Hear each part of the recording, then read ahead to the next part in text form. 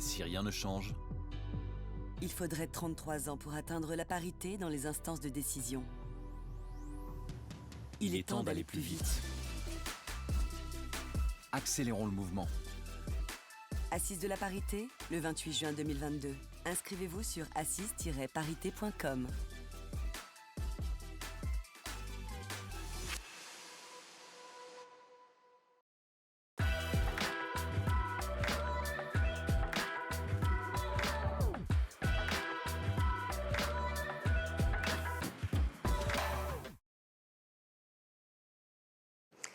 Bonjour à tous, on est aux Assises de la parité et on va continuer à parler de ces sujets tout au long de la journée avec une table aujourd'hui pour parler diversité et parité. Est-ce le même combat? À ma table, trois invités. Merci beaucoup de nous rejoindre. Je suis Cynthia Ilouz, la fondatrice de The Women's Voices et nous cherchons à amplifier les voix des femmes. Et aujourd'hui, trois femmes qui vont nous parler de ces sujets à l'intérieur des entreprises et des carrières. Alors, je me tourne d'abord vers vous, Mariam Katab, bonjour. Bonjour. Vous travaillez chez Mosaïque RH et vous allez nous indiquer dans un instant les missions de Mosaïque RH. Et vous avez révélé une étude sur la question de la diversité en entreprise. Comme on peut s'y attendre, le constat est assez accablant avec assez peu de représentation de la diversité au sein des conseils d'administration et des conseils de direction. Absolument. Donc, Mosaïque RH, c'est un cabinet de conseil en diversité et en inclusion. Donc, on existe depuis 13 ans maintenant. Mosaïque RH est une entreprise à mission qui appartient à la Fondation Mosaïque, qui œuvre depuis toutes ces années pour l'inclusion économique. Et donc Mosaïque, c'est trois expertises. C'est cabinet de recrutement, puisque nous accompagnons les entreprises à diversifier leur recrutement et notamment à identifier des talents issus de la diversité socioculturelle. C'est aussi un organisme de formation qui propose des formations, des sensibilisations pour tous les cibles dans les entreprises, pour sensibiliser à cette question de la diversité et de l'inclusion. Et puis, troisième expertise, c'est le conseil dans la mesure de la diversité et de l'inclusion. Donc, on va en parler. Aujourd'hui, beaucoup d'entreprises manquent d'indicateurs, manquent d'outils de mesure, notamment pour mesurer la diversité ethnoculturelle. Et donc, nous avons développé des outils pour ça. Est-ce que vous pouvez nous détailler les résultats de cette étude? Alors oui, parce que depuis plusieurs années, donc beaucoup d'entreprises s'engagent en matière de diversité et d'inclusion. Plus de 3000 d'entre elles ont signé la charte de la diversité et elles se sont engagées à représenter la diversité à tous les niveaux.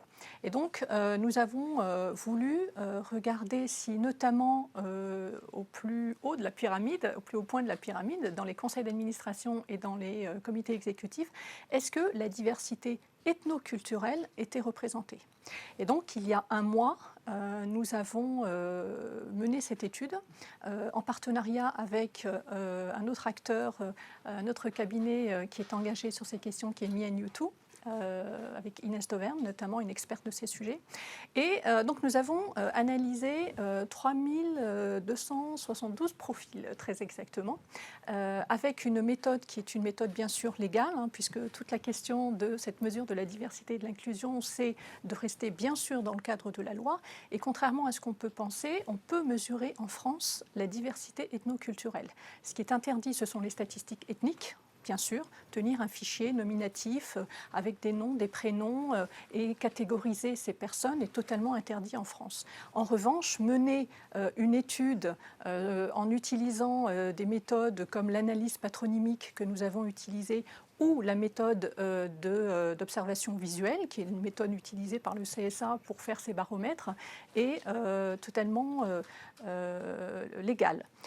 Donc nous avons utilisé ces deux méthodes pour aller regarder si dans les conseils d'administration des entreprises du SBF 120, donc nous avons voulu aller regarder ce qui se passait dans les entreprises, les cotées et nos grandes entreprises en France, si la diversité ethnoculturelle était représentée.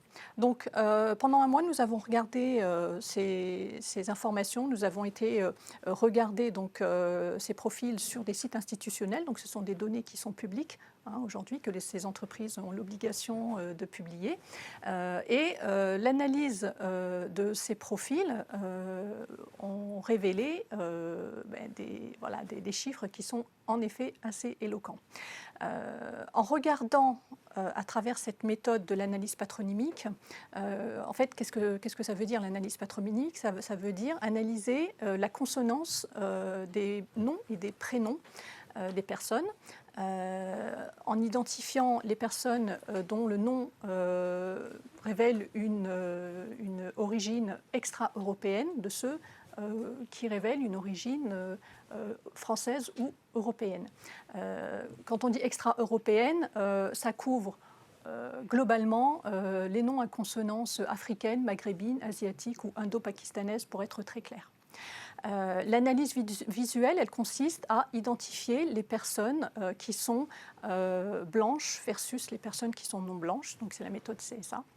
Et le croisement de ces deux analyses permet d'identifier les populations qu'on pourrait identifier comme étant des minorités visibles. Nous avons aussi analysé les nationalités, c'est important parce que nous avons identifié les personnes qui sont de nationalité européenne, des personnes qui sont de nationalité extra-européenne, parce qu'on sait que ça peut amener un biais dans l'analyse.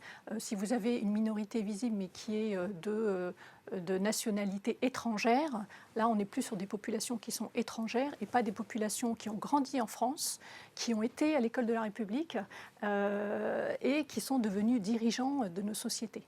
On n'est pas sur les mêmes populations analysées. Donc les résultats, c'est que sur ces 3000 et quelques profils analysés, nous avons dégagé 3,5% de profils qu'on pourrait qualifier de minorités visibles. 3,5%. Donc c'est en effet très très peu. Nous avons voulu aussi regarder dans cette étude les entreprises avec participation de l'État.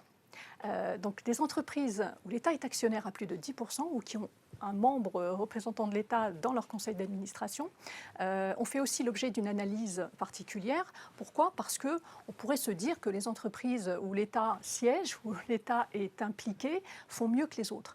Eh bien pas du tout, parce que je vous ai cité le 3,5% de minorités visibles dans les COMEX des entreprises de SBF 120. Quand on regarde les 20 entreprises qui ont de la participation de l'État, le taux chute à 1,7%. Donc il y a moins de minorités visibles dans les COMEX des entreprises où il y a de participation de l'État. Deuxième chiffre qui est aussi éloquent, 67% des entreprises 67% des entreprises qui ont été analysées du SPF 120 ont 0 minorité visible dans leur COMEX. 0. Bien sûr, on parle des personnes hors nationalité extra-européenne, exactement. Quand on garde les nationalités extra-européennes, c'est-à-dire que quand on laisse les nationalités étrangères, on est quand même à 50%. Mais ça veut dire que quand même, une entreprise sur deux n'a pas de minorité visible dans ses conseils d'administration. Et puis, un autre chiffre aussi, c'est les diplômes. Donc, parmi les entreprises analysées, on a voulu aussi regarder si, comme on pourrait le penser, la part des dirigeants qui viennent de grandes écoles était importante ou pas. Ce qu'on observe, c'est qu'en effet, 49% des dirigeants des COMEX du SPF 120 viennent des 10 écoles les plus sélectives. Donc on détaille dans l'étude ces écoles. Bien sûr, il y a les écoles françaises les plus prestigieuses, les top 5, mais il y a aussi des grandes écoles étrangères, Harvard, le MIT. Donc voilà, on a aussi intégré celle-ci. Donc on reste sur, vous le voyez, des chiffres qui sont quand même assez alarmants. On a aussi relevé un fait qui est intéressant pour le sujet qui nous intéresse aujourd'hui, c'est que dans les conseils d'administration, quand il y a des minorités visibles, ce sont souvent des femmes. Ce sont plus souvent des femmes que des hommes.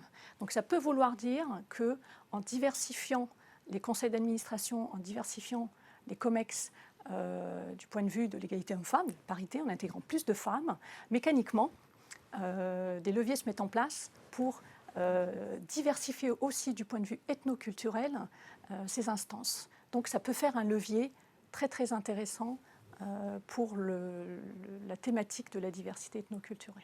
Merci beaucoup Marianne de nous avoir détaillé ces résultats. Je me tourne vers vous. Bonjour Caroline Garnier, vous êtes DRH à SAP France. Alors SAP, ce sont des logiciels informatiques, c'est bien ça, oui. Voilà. Vous entendez ces chiffres, vous êtes donc DRH d'un grand groupe. Comment vous faites en interne, déjà est-ce que vous avez des commentaires, hein, mais comment vous faites en interne pour intégrer ces problématiques qui sont visiblement communes à de nombreuses entreprises? Comment on travaille pour faire avancer la diversité et la parité au sein de ces conseils d'administration et ces conseils de direction? C'est une très bonne question et c'est une très belle étude, merci.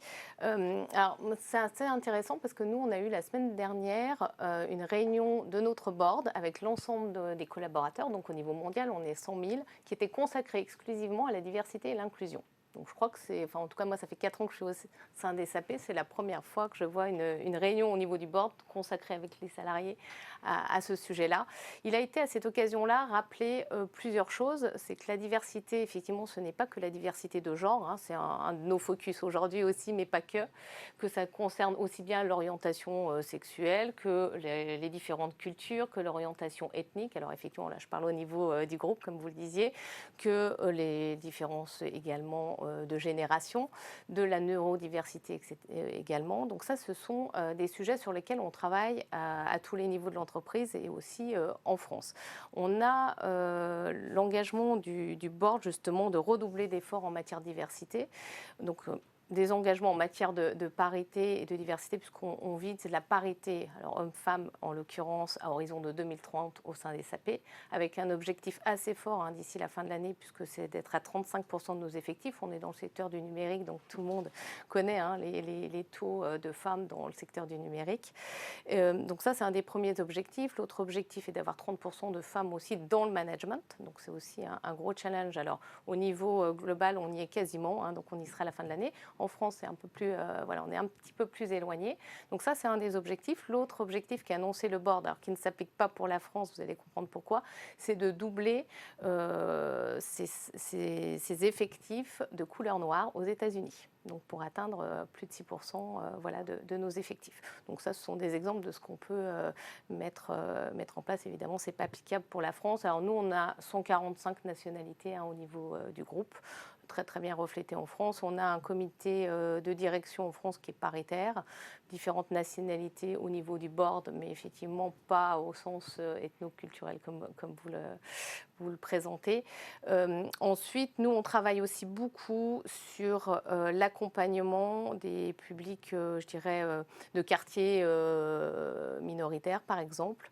Je pense par exemple, on a un partenariat en France avec les décodeuses, donc qui vise à accompagner des femmes de quartiers prioritaires dans le développement du numérique. Donc l'idée étant justement voilà, de créer un vivier de personnes multiculturelles, multi-générations aussi, puisqu'on travaille aussi avec...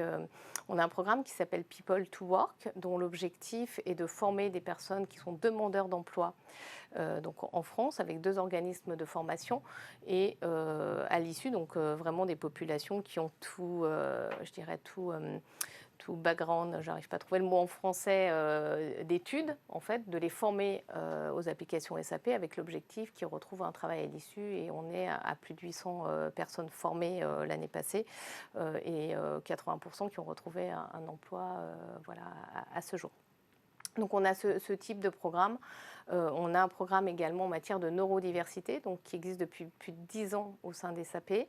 3 ans en France. Oui, alors neurodiversité. Ouais. Alors effectivement, on a tous en France des accords sur le handicap et nous, on a des engagements en matière d'accueil de personnes autistes. Donc on a 180 personnes autistes au sein du groupe, donc depuis une dizaine d'années.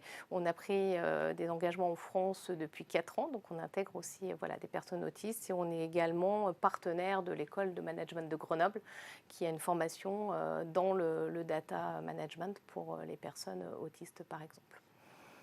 Alors, je me tourne vers vous, Véronique Clicas, vous êtes coordinatrice RH chez BDO. Donc, BDO, c'est du conseil, de l'audit, hein, c'est bien ça? L'expertise, c'est ça, bonjour. Voilà. Ravie d'être avec vous. Mais merci de nous rejoindre également.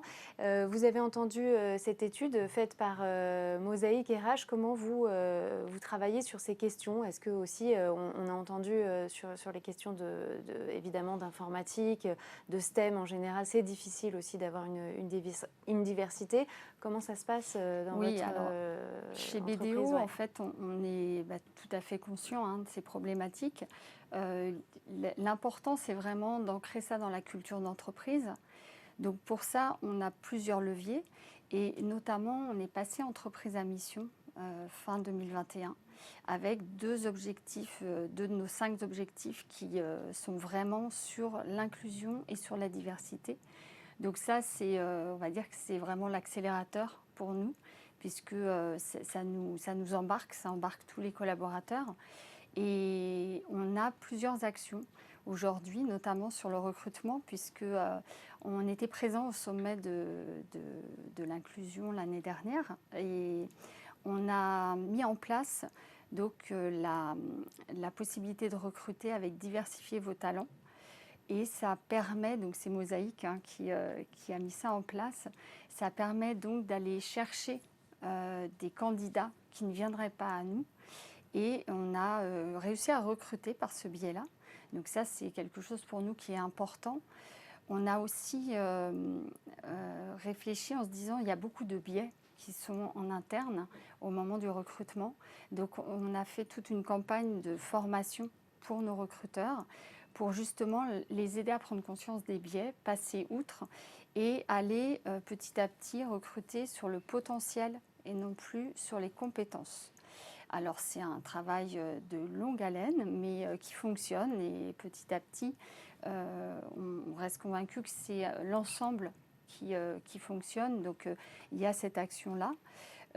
On a aussi, pour certains de nos métiers, créer ce qu'on appelle des classes BDO, c'est-à-dire qu'on travaille en partenariat avec Pôle emploi, avec des antennes aussi de certaines villes, pour justement aller chercher des candidats qui sont en reconversion, les aider justement à apprendre ce métier. Donc on est en partenariat avec des écoles et ensuite de pouvoir les aider à s'établir dans des régions où au départ ce n'est pas forcément un bassin d'emploi.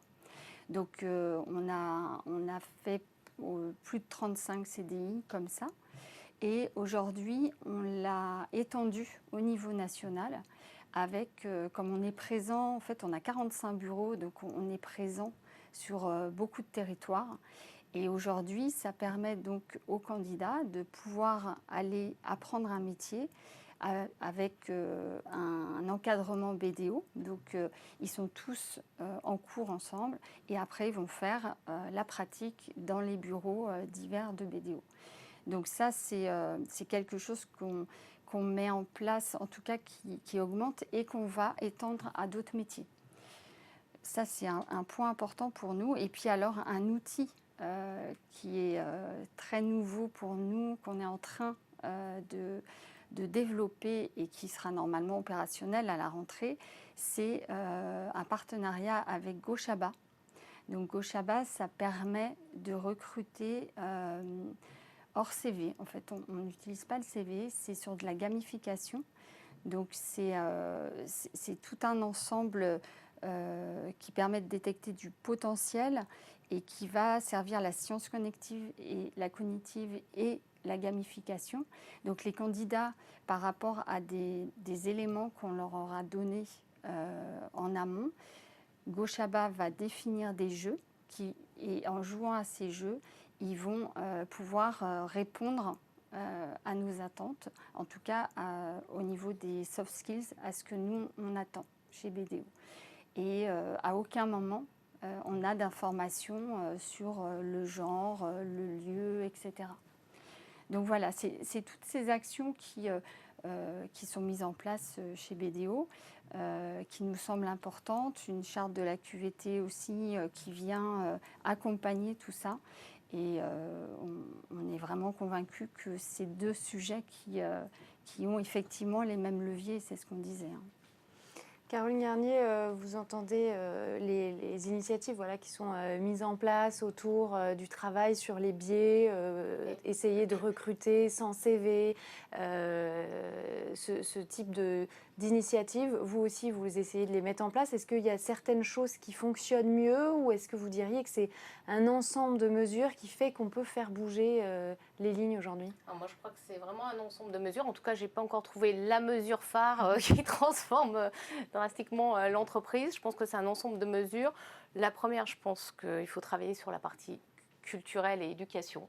Donc nous, on intervient beaucoup dans les écoles, alors notamment par rapport aux jeunes femmes, pour les orienter vers les métiers du numérique, évidemment, que ce soit dès le collège, mais aussi dans les écoles d'ingénieurs où on a créé des lounges, où on peut avoir des projets entre femmes de l'école avec le support des SAP, par exemple. On travaille aussi beaucoup sur les biais. Donc, alors on a constaté que faire une conférence sur les biais par an, ça ne suffisait pas à faire changer, évoluer la culture durablement. Donc SAP a mis en place une plateforme numérique, en fait, créée par SAP, qui s'appelle Inclusive Mindset Challenge. Et c'est vraiment sur toute la diversité et l'inclusion, donc pas que sur la diversité de genre en l'occurrence, mais sur tous les biais, qui permet aux gens d'avoir à nos collaborateurs, donc à la fois managers et salariés, des petits challenges réguliers, donc avec des situations très très pratiques et concrètes, et qui permet de voir comment on réagit justement et de mettre en place des actions pour corriger d'éventuels biais ou inconscients ou stéréotypes, de s'en rendre compte et d'échanger avec ses collègues sur ces hypothèses-là, et ça marche très très bien. On associe aussi, alors sur la parité de genre pour le coup, les hommes. Donc on a une formation complètement dédiée aux hommes qui s'appelle Activating Men for Parity, dédiée donc aux hommes et dispensée par des hommes chez nous. L'idée étant qu'ils échangent entre eux et vraiment d'en faire des alliés sur la parité homme-femme. Donc on a effectivement un ensemble de mesures de ce type-là.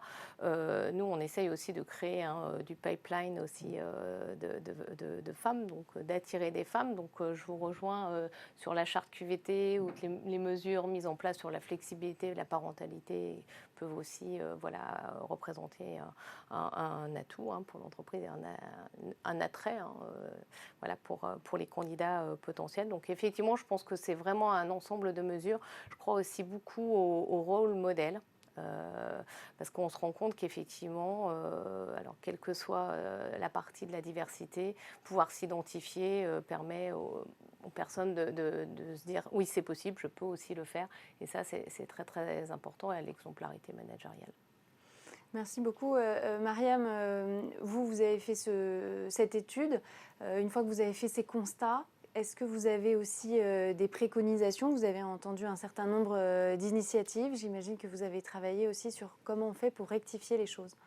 Oui, absolument, parce qu'on ne voulait pas faire une étude juste qui dresse un constat. On se doutait un petit peu de ce qui allait ressortir. Et je pense que la mesure est importante. Ce n'est pas une fin en soi. Ça permet de progresser. Et nous, on le voit vraiment comme ça. Donc, ce qui nous intéressait, c'était aussi de proposer des pistes d'action. Je disais sur votre écran, 33 ans pour atteindre la parité ou tenter d'atteindre la parité dans les instances de décision. Les lois ont aidé, sauf que sur la question de la diversité ethnoculturelle, il n'existe pas des lois. Donc ça repose encore beaucoup sur la volonté des entreprises, le niveau d'engagement des entreprises. Et c'est vrai qu'une des préconisations que nous avons posées, c'est la mise en place de politiques de diversité et d'inclusion portées par les instances dirigeantes. C'est fondamental parce que depuis 15 ans qu'on rencontre les entreprises, on échange avec les DRH, on échange avec les personnes qui portent le sujet diversité et inclusion, qui portent le sujet RSE. Ils nous disent tous, nous on essaye de faire ce qu'on peut, Maintenant, si la direction ne suit pas, ou si on n'est pas assez aidé, ou si on n'a pas assez les moyens, parce qu'il faut des moyens pour mettre en place des politiques de diversité et d'inclusion, il ne faut pas se le cacher. Il faut mettre en place des partenariats, il faut travailler sur les processus en interne, il faut former les gens. Ça demande des moyens, ça demande du temps. On est sur le temps long pour transformer l'entreprise en profondeur et les mentalités. Donc le portage doit être un portage de la direction générale des COMEX et c'est fondamental parce que c'est ce qui va permettre aussi de libérer les énergies à tous les niveaux de l'entreprise, d'embarquer les managers qui sont, on le sait, dans ces politiques-là, des clés de succès. Qui peuvent être des freins, mais qui peuvent être aussi des clés de succès. Et donc, les embarquer, tout comme il est nécessaire d'embarquer les collaborateurs, ça participe vraiment à la réussite de ces politiques-là. Mais si la diversité, notamment ethnoculturelle, n'est pas incarnée, la parité, c'est pareil, au niveau des instances dirigeantes, vous voyez bien qu'il y a un manque de cohérence et il est plus compliqué d'embarquer les équipes si on a un COMEX qui est blanc, 50 ans. Donc c'est très compliqué. Donc pour des questions de cohérence, pour des questions aussi d'efficacité et de motivation du reste des équipes, il est important que les COMEX s'ouvrent à cette diversité ethnoculturelle comme ils s'ouvrent de plus en plus aux femmes. Ça, c'est j'ai une question à ce sujet, puisque vous l'avez mentionné, il y a des lois en faveur, on va dire, de la représentativité des femmes dans les instances de direction. On sait qu'on est 52% de population féminine en France. Les objectifs, on le sait aussi, c'est 40%. Vous avez mentionné tout à l'heure des chiffres qui étaient de 3,5%. Il y a cette question de faire ou non des statistiques sur la diversité ethnique. Du coup, quel serait pour vous le pourcentage idéal au vu de la population dont on ignore peut-être exactement ce qui serait la bonne représentation? Parce que pour les femmes, c'est assez facile. On sait que c'est une femme sur deux, donc on imagine que ça serait un poste sur deux. Mais quel serait l'objectif, selon vous, s'il fallait, à un moment donné, réguler voilà. Qu'est-ce qui serait juste? Aujourd'hui, je n'ai pas d'objectif parce que cette question-là est une question très, très importante. Parce que si on veut fixer des quotas, c'est la question des quotas que vous posez, derrière, encore faut-il permettre aux entreprises de mesurer. On peut le faire sur la question de la parité parce que mesurer est devenu même une obligation. Et donc, elles ont les indicateurs, elles ont les chiffres. Sur la question de la diversité ethnoculturelle, aujourd'hui, il y en a encore beaucoup qui pensent que c'est interdit. Donc, il y a un énorme travail de pédagogie à faire. Il y a un travail aussi d'outillage. Donc, aujourd'hui, nous sommes un certain nombre à proposer des baromètres, des outils de mesure, mais ils ne sont pas encore connus. Et là, l'État, les pouvoirs publics ont un rôle à jouer de promouvoir les outils de mesure, de promouvoir la mesure de cette diversité ethnoculturelle. Alors, Elisabeth Moreno avait commencé à le faire avec cette initiative d'index diversité. Au même titre qu'il existe un index égalité professionnelle, elle a lancé une expérimentation avec 9 entreprises pour tester donc un outil, un baromètre qui permet de mesurer la diversité ethnoculturelle et l'inclusion. Donc bon, pour le moment, Elisabeth Moreno ayant quitté le gouvernement, on ne sait pas ce que ça va donner, mais on encourage vivement les entreprises à se saisir cette question de la mesure pour pouvoir, même sans attendre les lois, parce que la conclusion c'est ça, c'est que les lois aident, mais sans attendre les lois, aujourd'hui, sur la diversité ethnoculturelle, il existe des moyens de mesurer, d'obtenir des indicateurs pour pouvoir progresser. Et ça, c'est vraiment une deuxième recommandation. Sont un peu les mêmes que ceux que vous avez mis en place dans l'étude, c'est ça, avec les noms, l'analyse des photographies? Absolument, il existe d'autres méthodes. Par contre, ce qui est important, c'est de rester dans le cadre de la loi. Ces études doivent être anonymes, doivent être confidentielles. Donc il y a un certain nombre de garanties à apporter et c'est toujours mieux quand c'est un tiers qui le fait, pour aussi rassurer les collaborateurs. Parce que quand on fait passer un baromètre et qu'on pose des questions vraiment très directes sur l'orientation sexuelle, sur la couleur de peau, sur la religion, c'est un peu normal que les collaborateurs demandent à ce que ces informations soient totalement anonymes et confidentielles. Donc la question de la mesure, c'est une deuxième recommandation très très forte pour se doter de ces indicateurs dont on a besoin toutes les entreprises ont besoin d'indicateurs pour piloter leur politique sur plein de sujets, pas que sur le sujet de la diversité et de l'inclusion. Il y a une autre recommandation importante, c'est la question du recrutement et du sourcing. Puisqu'on l'a vu, aujourd'hui, je ne vais pas citer le chiffre, mais sur 120 dirigeants, il n'y a que 4 CEO issus de la diversité ethnoculturelle. Et parmi les 4, il y en a 2 qui sont de nationalité extra-européenne, donc ce sont des étrangers, donc ce sont des nationalités étrangères, et 2 qui sont des binationaux, donc ce sont des personnes qui n'ont pas grandi en France, ce sont des personnes qui ont une grande partie de leur vie à l'étranger et qui sont venues terminer leurs études en France ou travailler en France, qui ont acquis la nationalité française. Donc on n'est pas dans des dirigeants made in France, des dirigeants qui sont issus de l'école de la République, de l'ascenseur social. Donc ça reste quand même très éloquent et ça veut dire qu'en fait, les entreprises n'arrivent pas à identifier des personnes, à sourcer des personnes qui vont devenir les futurs dirigeants. Alors, est-ce qu'elles n'y arrivent pas ou est-ce qu'elles ne savent pas où les trouver? Ça, c'est la question, parce qu'on a quand même des grandes écoles qui ont, même des plus prestigieuses, qui ont créé des filières égalité des chances, je pense à Sciences Po, je pense à l'ESSEC, et qui forment et qui sortent ces élites issues de la diversité ethnoculturelle. Où sont-ils? Où sont-elles? Donc, est-ce que les processus de recrutement des dirigeants de nos entreprises sont assez inclusifs pour pouvoir identifier ces candidats-là de très très haut niveau? Est-ce que les cabinets de chasse de tête sont challengés sur ce point-là, comme ils l'ont été sur la question de la parité? Et puis on les a trouvés, les femmes, finalement. Parce qu'on arrive quand même à avoir la parité. Donc on finit par les trouver. Ils ont fini par les trouver, mais pendant longtemps, il n'y en avait pas. Donc je pense que c'est le même mécanisme sur la question de la diversité ethnoculturelle. Les profils existent soit à l'externe, et vous avez des cabinets qui peuvent, en étant plus challengés peut-être, les trouver. Vous avez des organismes qui sont spécialisés dans le recrutement de la diversité ethnoculturelle qui peuvent aussi aider. Et vous avez aussi la promotion interne, parce que comme il existe un plafond de verre pour les femmes, il existe sûrement un plafond de verre pour la diversité ethnoculturelle, et vous avez des personnes qui sont dans les organisations, dans ces entreprises du SPF 120, et qui sûrement n'arrivent pas à être identifiées dans le cadre des processus actuels de promotion interne. Et donc ça re-questionne justement les critères de détection des hauts potentiels, des postes clés, et ça, bien sûr, ça amène une vraie réflexion sur comment promouvoir de manière inclusive les talents, quelle que soit leur origine et quel que soit leur genre, parce que la question des femmes, elle est liée.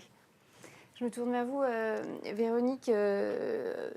Chez BDO, est-ce que ces sujets aussi de sourcer ces talents, c'est une problématique? Est-ce qu'on a du mal? Au fond, vous êtes dans un service RH, donc on a, voilà, toutes les deux, vous allez pouvoir nous dire, est-ce que concrètement, c'est difficile et comment on fait pour challenger ça? Oui. Alors, c'est difficile. Et en même temps, chez BDO, si on regarde, on a 65% de femmes chez BDO. Mais à quel niveau? Après, c'est là où on a beaucoup de travail à faire. Et sourcer les bonnes personnes, c'est pas seulement... le plus difficile, c'est de sourcer à un certain niveau les bonnes personnes. Et c'est pour ça qu'on essaye de mettre en place tout ce qui va vers le potentiel, tout ce qui va vers l'accompagnement pour que ces personnes-là se sentent accompagnées, mais surtout accueillies. Parce que l'idée, c'est pas de cocher des cases. Et quand on se dit, là, on est content, on a tel taux, c'est bien. C'est pas ça. Ce qui est important, c'est que l'entreprise incarne ça. C'est pour ça que pour nous, l'entreprise à mission, c'était vraiment un cap important parce que ça nous engage. C'est les statuts de l'entreprise qui changent et ça engage toute l'entreprise sur ce sujet-là notamment. Alors, sur le recrutement, effectivement, là, on va voir, avec Gochaba, on espère vraiment pouvoir progresser et démarrer sur certains profils et de pouvoir élargir sur d'autres et de vraiment oublier ce CV qui est très culturellement ancré dans notre pays et aller vraiment sur tout ce qu'on attend en soft skills et le comportement, le potentiel du candidat. Mais effectivement, c'est une difficulté qu'on rencontre tous les jours et donc c'est pour ça que je rejoins ce que vous disiez, c'est vraiment la panoplie d'outils qu'on va mettre en place qui va faire qu'on va avancer et c'est pas juste mettre un outil en place qui va nous permettre d'obtenir les résultats. Caroline Garnier, vous aussi, quand vous sourcez les talents, est-ce que vous êtes face à, on va dire, à un moment donné, des CV qui sont un petit peu tous les mêmes? Comment on fait pour contrer les biais qu'il peut y avoir? On a mentionné tout à l'heure le fait de venir que des grandes écoles. On parle évidemment ici de la parité et de la diversité puisque c'est notre sujet. Comment on fait pour les sourcer? Et puis, vous avez mentionné un sujet qui était intéressant, c'est la promotion interne. Comment on fait pour détecter, vous avez de nombreux salariés, ceux qui vont pouvoir avancer à l'intérieur de l'entreprise et prendre peut-être des postes de manager puis de directeur à un moment donné? Alors effectivement, sur le sourcing, alors c'est un challenge dans le domaine du numérique. Actuellement, c'est un domaine pénurique, donc c'est un domaine très dynamique. Donc on source, je dirais, on utilise tous les leviers, notamment la cooptation interne qui marche très très bien chez nous avec des recommandations donc de nos salariés vis-à-vis de salariés extérieurs. Mais peut-être que ça comporte aussi des biais. On a peut-être tendance, parce que un des messages qu'on fait passer notamment à nos managers recruteurs, c'est recrutez pas des gens qui sont vos clones. Recruter justement des gens qui vont apporter autre chose à l'environnement, de nouvelles idées, de la créativité, de l'innovation, de nouvelles expériences, de nouveaux vécus, etc. Et ça, c'est vrai que c'est un biais à contrer et qui est difficilement palpable quand même. Alors nous, on a mis en place un certain nombre de choses sur le sourcing, notamment pour s'assurer qu'on ait des femmes qui postulent aussi. C'est un challenge dans notre domaine d'avoir un vivier de femmes très important. Donc, on a par exemple mis en place des panels d'interview qui sont mixtes, donc forcément composés d'hommes et de femmes, de manière à ce qu'il y ait une équité. On demande forcément des femmes dans les shortlists. On a revu aussi la manière de rédiger nos offres d'emploi, de manière à mettre que un nombre de compétences limité, puisqu'on sait que les femmes ont tendance à moins postuler si elles n'estiment pas avoir l'ensemble des compétences, voire 120% des compétences. Donc on a décidé de les limiter pour maximiser effectivement les personnes, les femmes qui candidatent. Donc on a mis un certain nombre de choses en place de ce type-là. Après, ça reste... je pense que nous, on recrute, en tout cas, c'est les messages qu'on va beaucoup sur la compétence et après beaucoup sur le potentiel, comme vous le disiez. Parce que nous, ce qu'on recherche avant tout, c'est des profils qui sont aussi adaptables. On est dans un domaine qui évolue, pas tous les jours, mais pas loin. Vite, ouais. Donc, effectivement, on s'assure que ce sont des profils qui sont quand même très formés, quand même, et qui, ensuite, ont un potentiel, une envie d'apprendre, en fait, une curiosité, je dirais, presque naturelle. Donc ça, effectivement, c'est un peu plus au feeling que sur du papier. Après, on fait extrêmement attention aussi, puisqu'on développe de l'intelligence artificielle au sein des SAP, à justement s'assurer qu'on ne reproduit pas des biais dans l'intelligence artificielle qui peut servir au sourcing aussi, puisqu'on a majoritairement des développeurs hommes, sans surprise, et donc on a des comités éthiques internes et externes qui s'assurent qu'on reproduise le moins possible de biais dans le développement de notre intelligence artificielle. Et on a également signé une charte et qu'on construit une charte avec d'autres acteurs du numérique sur la partie femmes et intelligence artificielle pour limiter les biais dans le développement de l'intelligence artificielle. On parlait de la promotion en interne. Est-ce que les femmes viennent régulièrement taper à votre porte pour demander des promotions, des augmentations, candidater à des postes qui s'ouvrent, etc. Non. C'est ce que je dis souvent en interne. C'est-à-dire qu'un homme qui a envie d'évoluer, de prendre un poste de management ou autre, etc., il se fait connaître, il prend des rendez-vous avec des membres du comité de direction, avec les managers potentiels. On le constate beaucoup moins sur nos populations féminines. Donc nous, on a essayé plusieurs choses pour les inciter. Alors on a créé des pipelines, un peu des viviers de femmes qu'on accompagne plus particulièrement. On a aussi, par exemple, expérimenté dans une équipe qui comporte une 60aine de personnes et qui avait plusieurs postes de manager ouverts, de réunir que les femmes de ces équipes-là pour leur présenter les postes et les inciter à candidater. Ça n'a pas très, très bien marché d'ailleurs. Et c'est pour ça que je crois beaucoup au rôle modèle aussi. Parce que finalement, on se rend compte qu'elles ne s'identifient pas forcément si on n'a pas énormément de managers féminins dans leur domaine. Donc ça, c'est quand même un des points importants. Mais après, on met en place des choses sur les promotions et les augmentations de salaire, c'est pareil. Donc on propose des formations justement dédiées plutôt aux femmes qui comportent une partie sur comment négocier son salaire. Véronique, est-ce que vous souhaitez réagir? Est-ce que c'est pareil chez vous? Les femmes ont moins tendance à taper à votre porte pour demander des augmentations, des nouveaux postes? Tout à fait. Et c'est aussi un sujet pour nous là, sur les prochains mois, c'est vraiment de mettre en action plusieurs leviers pour les aider, pour qu'elles se sentent en fait exister à nos yeux et aussi importantes et les accompagner notamment pour être diplômées parce qu'il y a toutes les expertises comptables pour nous qui demandent beaucoup d'investissement aussi personnel mais de l'accompagnement et c'est aussi leur montrer que c'est faisable. Il y en a qui l'ont fait, elles peuvent aussi devenir associées comme les autres. Donc vraiment là, c'est notre objectif, c'est d'accompagner ces personnes-là pour, si elles le souhaitent, atteindre ces postes-là. Mais comme vous disiez, c'est vraiment le rôle modèle, c'est vraiment s'identifier à quelqu'un en se disant cette personne-là y est arrivée, donc moi je peux. Mariam, sur la question des rôles modèles, puisqu'on approche de la fin de cette table, est-ce que c'est aussi important? Est-ce que vous pensez que ça va être quelque chose qui va permettre de driver aussi plus de diversité à l'intérieur des organisations et des directions?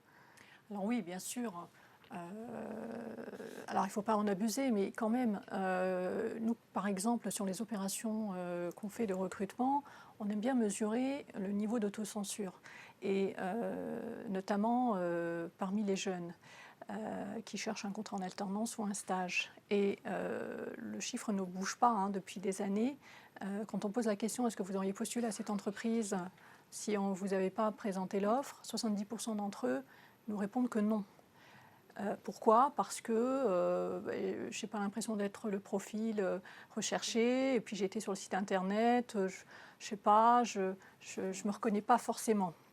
Donc c'est extrêmement important que l'entreprise représente la diversité de la société pour que chacun, quelle que soit son origine, son genre, son orientation sexuelle, puisse se projeter dans l'organisation et puis se projeter au plus haut niveau. Parce que là, j'ai parlé des jeunes, mais la question, on le voit chez les femmes, ça existe, et chez les cadres haut niveau issus de la diversité ethnoculturelle, c'est pareil. S'ils ont l'impression qu'en fait, ce sont toujours les mêmes qui sont promus et que eux, quelle que soit leur performance individuelle, n'y arriveront jamais, parce que les instances dirigeantes ne représentent pas cette diversité ni cette parité, c'est extrêmement compliqué de se motiver et de se dire c'est une entreprise qui va reconnaître mon talent.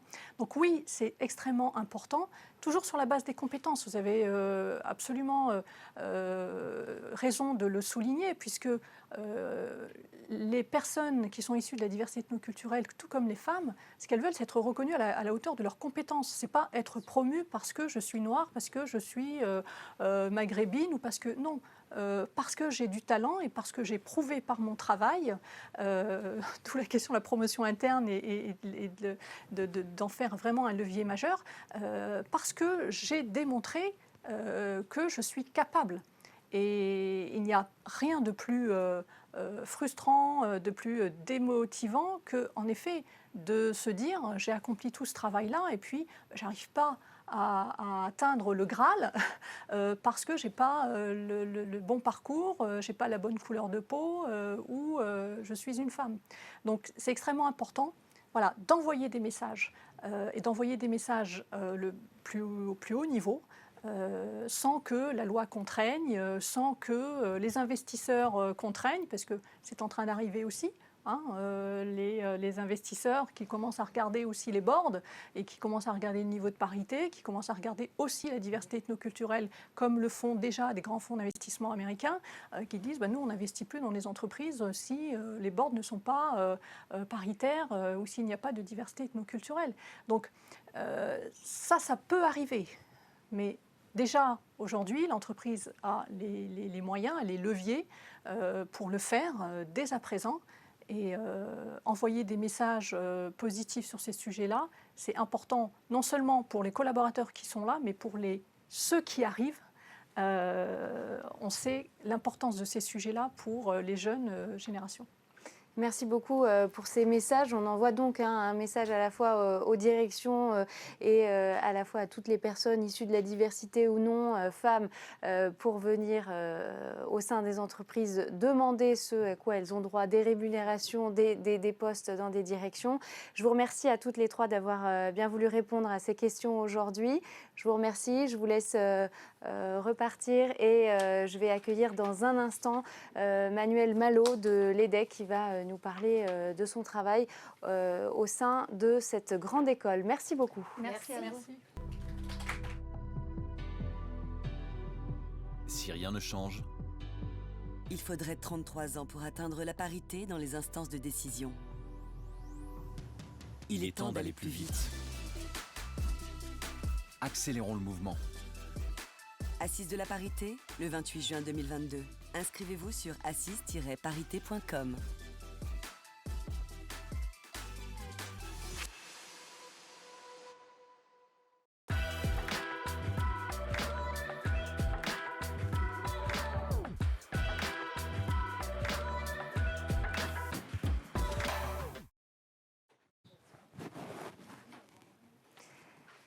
Alors on est aux assises de la parité et on va continuer à discuter tout au long de cette journée des carrières des femmes notamment et on va en discuter avec Manuel Malo qui est directrice carrière et prospective dans une business school qui est l'EDEC, qui est une grande école et qui va nous présenter ses travaux notamment sur les questions de genre et les choix de carrière. Bonjour Manuel Malo, merci de nous rejoindre. Bonjour. Vous travaillez sur une étude depuis 2014, c'est une étude que vous faites chaque année et vous demandez aux jeunes leurs aspirations, tant au niveau des différentes industries. Est-ce que vous pouvez nous dire comment fonctionne cette étude, combien de personnes vous interrogez chaque année et puis on va en parler dans un instant, les résultats évidemment que vous obtenez. Oui, donc bonjour. Donc, je dirige en effet le New Gen Talent Center, qui est le centre d'expertise de l'EDEC sur les aspirations professionnelles des jeunes, les comportements et les compétences de cette nouvelle génération qui ont quand même beaucoup changé. Donc depuis 2014, on a créé le centre en 2012, depuis 2014, tous les ans, nous interrogeons environ 8000 jeunes en fin de L2, en fin de deuxième année d'enseignement supérieur et qui s'apprêtent à rentrer en école de management. Donc une représentation forte de ces jeunes avec entre 2 et 3 000 répondants chaque année, donc depuis 2014. Donc ils ont à peu près une vingtaine d'années en L2. Oui, c'est ça. Ils ont passé entre le bac, 20 et 22 ans. Certains ont déjà une licence, d'autres un grade master. Mais globalement, ils s'apprêtent à rentrer en école de management. Alors quel type de questions vous leur posez ?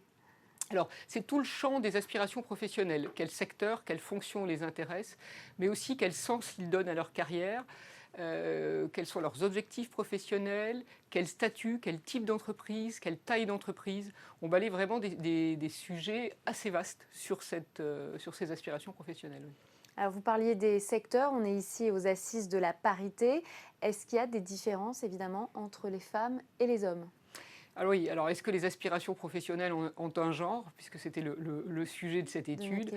Alors oui, en termes de secteur, dès le départ, hein, donc dès l'enseignement supérieur, avant même d'avoir suivi le cursus dans ces écoles, les aspirations en termes de secteur sont genrées. C'est presque caricatural. Les jeunes femmes plébiscitent le luxe, les médias, la culture, l'édition. Lorsque leurs congénères masculins sont plutôt sur les institutions financières, les cabinets de conseil, l'industrie, les cabinets d'audit. Alors, quel autre type de questions vous voyez certaines différences? Alors, sur les fonctions, pareil, on a des fonctions qui sont très genrées dans les choix des jeunes femmes. On va avoir plutôt des choix de fonctions autour du marketing et de la communication, lorsque les hommes vont plutôt choisir la finance, l'audit, le conseil. Mais il y a quand même des bonnes nouvelles. On interroge donc depuis 2014 les jeunes sur le statut d'emploi préféré. Donc, est-ce qu'ils veulent être plutôt salariés ou plutôt créateurs d'entreprises ou freelance?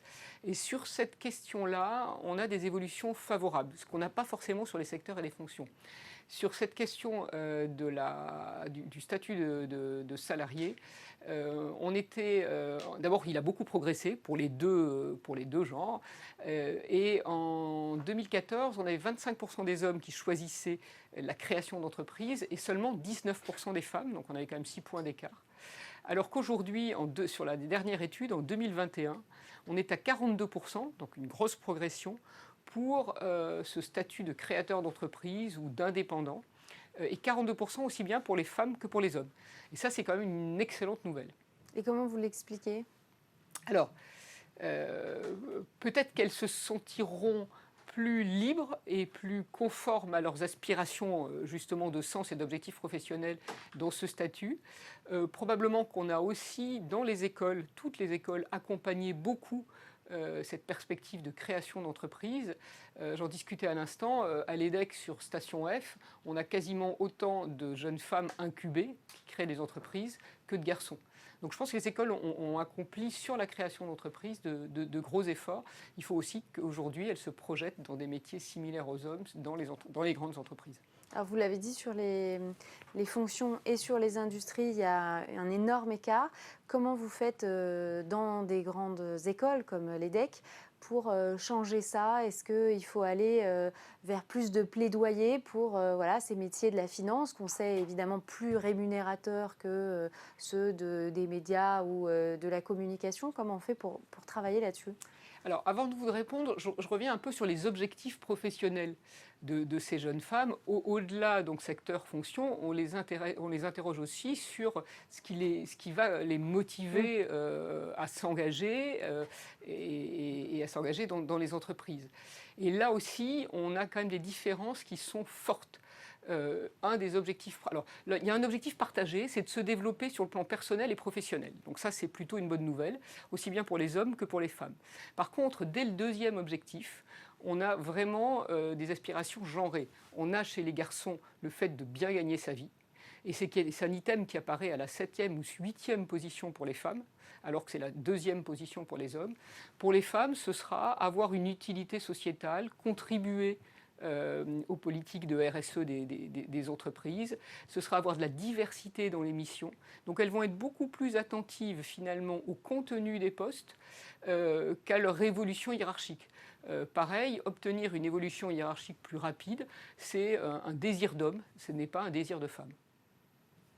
Alors, sur ce que font les écoles aujourd'hui, un peu comme les entreprises l'ont dit tout à l'heure, hein, on doit avoir des politiques volontaristes. Alors, j'entendais tout à l'heure comment on négocie son salaire. On a des ateliers spécifiques pour les jeunes femmes pour montrer que ce n'est pas un sujet tabou.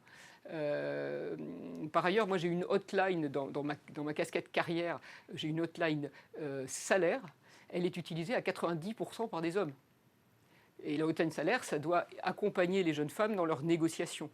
Donc quand je l'ouvre à tout le monde, elle est utilisée essentiellement par des hommes. Donc il faut avoir, nous aussi, des politiques très volontaristes où on fait des ateliers spécifiques pour les femmes. pour négocier son salaire, pour venir demander une évolution hiérarchique, un autre poste, une mobilité professionnelle ou un poste à l'étranger, parce qu'on sait qu'aussi ça fait partie de leurs aspirations.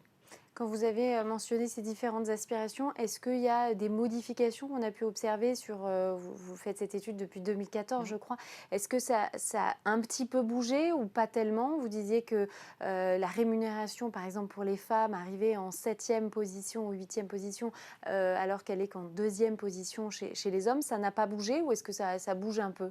Alors, ça bouge un tout petit peu. Et pour revenir aux créatrices d'entreprises, qui sont maintenant aussi nombreuses que les garçons, ça a pas mal bougé sur les motivations des créateurs d'entreprises. Donc, quand on les interrogeait il y a 6 ou 7 ans, la dimension rémunération était très différente entre un homme et une femme sur la motivation pour créer ou la motivation pour être salarié. D'ailleurs, c'était étonnant parce que sur cette même question, qu'est-ce qui vous motive pour être salarié, qu'est-ce qui vous motive pour être créateur d'entreprise, les hommes disaient la rémunération, les femmes, aussi bien sur le salariat que pour la création d'entreprise. Alors aujourd'hui, ça a un peu bougé et sur cet item de la rémunération, on est presque à égalité pour les créateurs d'entreprises ou les futures créatrices d'entreprises sur cette question de rémunération. Donc moi je trouve qu'il y a quand même des petits espoirs, mais on a l'impression qu'elles doivent se construire leur parcours elles-mêmes ou qu'elles doivent aller vers des structures plus petites pour pouvoir défendre leur point de vue. Et alors sur cette question de la taille d'entreprise, c'est aussi assez flagrant. Les jeunes, globalement, la taille d'entreprise a été réduite pour les deux populations, mais en particulier pour les jeunes femmes qui nous disent aujourd'hui « je veux travailler dans une entreprise à taille humaine, je trouve l'entreprise, la grande entreprise trop complexe et surtout trop verticale ». Et elles nous disent aussi quelque chose qui est très intéressant par rapport à ce qu'on vient d'entendre, c'est qu'elles trouvent que l'entreprise, la grande entreprise, est le reflet d'un monde ancien, ne ressemble pas aujourd'hui à la société, et elles n'ont pas envie finalement d'affronter cette difficulté dans la grande entreprise, disent autant aller dans la petite où ce sera plus facile, ou alors créer mon entreprise où ce sera plus facile également. Donc ça, c'est aussi un résultat étonnant. Parmi les autres questions sur lesquelles vous les orientez, est-ce qu'il y en a certaines qui apparaissent, qui n'étaient peut-être pas là en 2014 Est-ce qu'on est obligé d'intégrer aujourd'hui dans une étude comme celle-là de nouvelles questions pour essayer de sentir s'il y a des changements dans la société pour cette jeunesse ? Alors oui, on fonctionne toujours avec des focus group et du Cali et évidemment du Quanti derrière. Et ce qui est apparu depuis 3-4 ans, et tout le monde y sera sensible, on a eu plein de remises des diplômes qui en ont fait état ces dernières semaines, c'est la question de l'utilité sociétale des emplois et de l'utilité sociétale de l'entreprise. Alors là aussi, les scores sont légèrement plus favorables aux femmes, qui le mettent vraiment comme un élément fort de choix de leur employeur. Je veux partager les valeurs de mon entreprise. Et les femmes aussi rendent encore plus que les garçons redevables les entreprises des enjeux du monde. Donc là, ça peut être aussi pour les grosses entreprises un moyen d'attirer les jeunes femmes et de leur montrer qu'elles auront le même type de carrière avec la même utilité sociétale que les garçons. Vous le disiez, il y a encore cet élément, l'engagement. On a beaucoup entendu parler pendant le Covid, la question du care et de la féminisation de ces métiers. On voit que les femmes, ils sont plus sensibles selon votre étude, que c'est aussi une des priorités. J'entends votre appel aussi vis-à-vis des entreprises, surtout celles qui ont du mal à recruter les femmes, de s'orienter aussi sur ces sujets-là, ça c'est extrêmement nécessaire. Et aussi sur la question des grandes entreprises qui apparemment sont perçues comme moins accueillantes pour les femmes. On peut imaginer aussi qu'il y a une question d'équilibre, fameux équilibre vie professionnelle, vie personnelle. Est-ce que c'est quelque chose qui apparaît à un moment donné dans votre étude ? Dans les études, oui. Alors c'était même encore une fois caricatural. C'est que quand on demandait ce qu'ils attendent de l'entreprise ou comme support de l'entreprise en plus du travail, puisque c'est aujourd'hui on imbrique les vies professionnelles et les vies personnelles. Alors c'était là aussi caricatural. les jeunes femmes attendaient un support pour l'organisation de leur vie pratique, alors des crèches, des horaires réduits pour s'occuper d'autre chose que d'elles-mêmes finalement, et les garçons c'était plutôt des infrastructures sportives ou des infrastructures qui leur permettent de développer justement une vie personnelle plus agréable à côté. Alors c'est tellement caricatural que ça nous a fait presque de la peine, mais il est probable que les grandes entreprises, pour être attirantes, devraient aller aussi sur ces sujets-là. Mais la notion de la verticalité des grandes entreprises est une notion sur laquelle ils sont tous très sensibles, hein, hommes comme femmes, mais peut-être encore plus les femmes. Ça leur apparaît extrêmement complexe, vertical et complexe.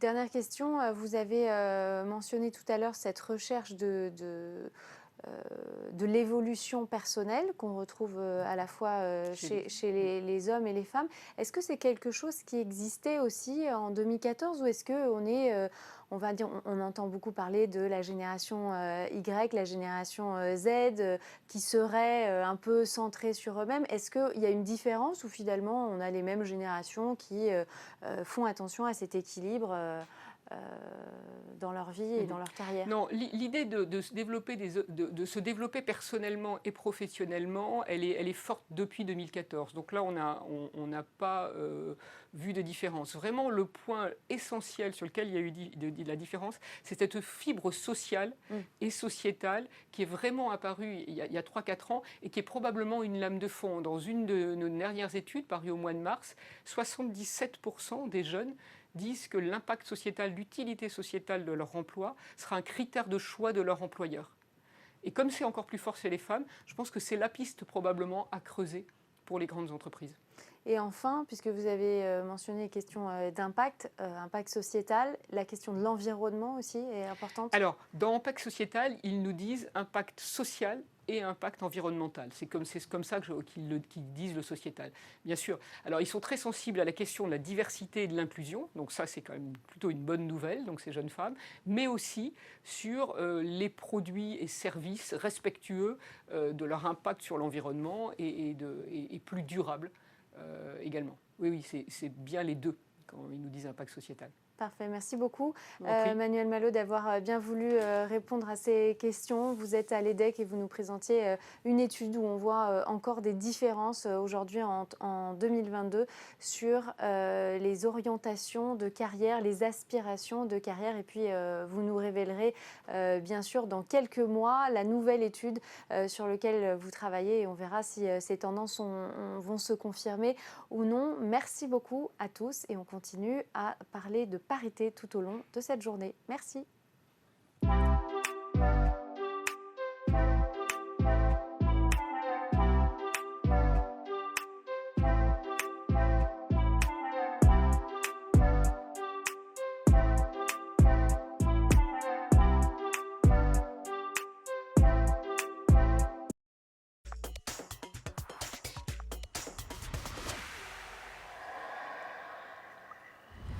Et là, je conclus sur la progression de la vente de poterie dans la Siliconus Valex. Franchement, nickel ta presse. Ils vont être bluffés là. Ouais, enfin, si j'arrive à en placer une, hein, parce qu'entre le boss, Krog et Pyrex, c'est pas gagné, hein. Attends, faut que tu t'imposes. Ah, ben c'est facile à dire pour toi, t'es un sapiens mâle. T'as eu leur respect d'emblée. Moi, il faut que j'en fasse 2 fois plus pour qu'ils me considèrent. Hein. Oh, t'exagères. Ah, non, tu vois, ça fait 10 ans que je bosse ici. Et continue à me demander de faire le kawa ou à me complimenter sur ma peau de bête. Ah, ils sont d'une autre ère. Ils sont toujours pas habitués à avoir une femelle sapiens avec autant de responsabilités. Voilà. Mais c'est en train de changer. Ah bon, tu trouves? Ben moi, j'ai pas l'impression que le sexisme soit en voie d'extinction dans les grottes de travail. Hein.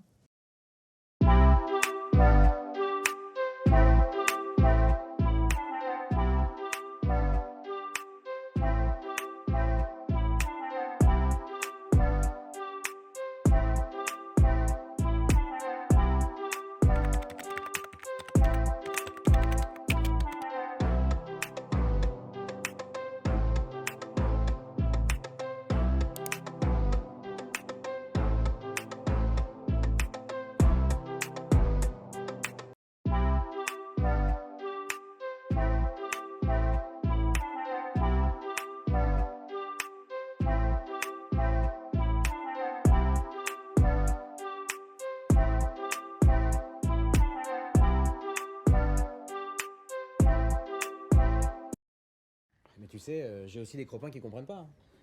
Ils pensent que c'est aux Cro-Magnons de garder les petits, pendant que leurs Cro-Magnons vont chasser le mammouth. Du coup, j'ai peur qu'ils me voient plus de la même façon après, moi. Mais t'as peur de quoi? Qu'elle te voit comme un bon père? Ouais. Mais voilà, c'est ça. Eh ben ouais.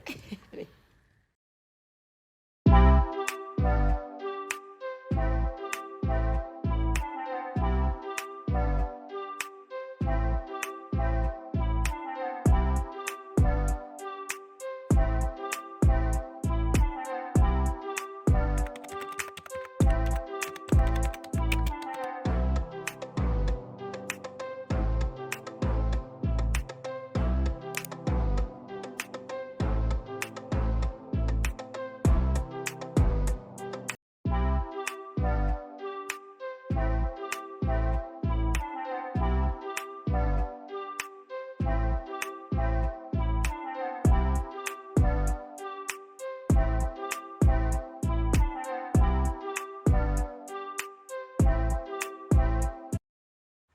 Eh, j'espère qu'on va pas perdre trop de temps sur le dossier gros avec Monix.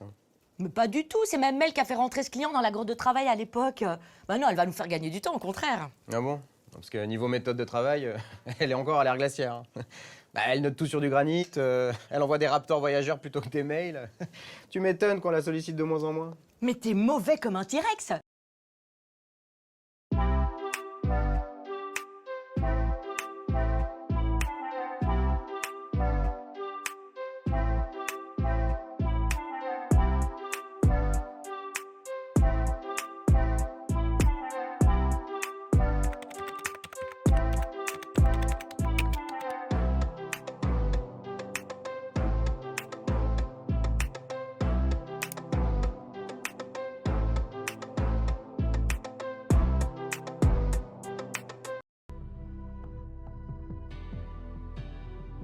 Si rien ne change, Il faudrait 33 ans pour atteindre la parité dans les instances de décision.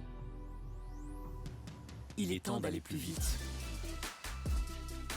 Accélérons le mouvement. Assises de la parité, le 28 juin 2022. Inscrivez-vous sur assise-parité.com.